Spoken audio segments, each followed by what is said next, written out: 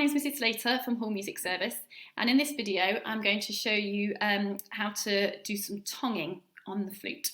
So we're just going to use the head joint because that's the easiest way just to really focus on what is happening in your mouth to make a clear tonguing t sound.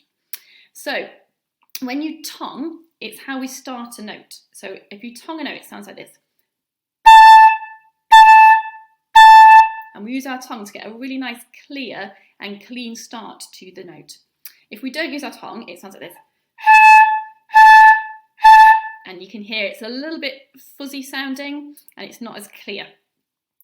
Now when you're first trying to use your tongue and get a sound out on the flute at the same time, it's quite tricky and it does take a little bit of practice.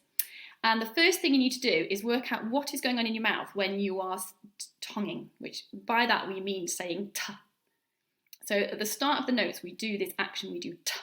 So if you say t, you can see your tongue should start behind your teeth, right behind your teeth here, and then your tongue drops down. So you just go t, t. And that is what you have to do at the start of your notes. Now, a really good phrase that you can say to help you think about what your tongue's doing is 20 turtles. If you say that a few times, you can think about where your tongue is in your mouth, and you should feel your tongue going up and down every time you get a t sound in 20 turtles. And that's really important just for remembering where your tongue is in your mouth. Now, when we add that to sound, what we're doing is we're saying that t at the start, and then we're letting the air come out like this. And you can hear, you can get a really nice strong start to your note. And it's just before all the air comes out. So there's a bit of coordination that has to happen between your tongue and then your air coming out, which takes a bit of time. So first of all, just start practicing one note at a time. Have a breath, and then have a breath. And when you think you're getting it right, and you've got your tongue working, and you can hear a nice clear sound, you can start to do them a little bit quicker, like this.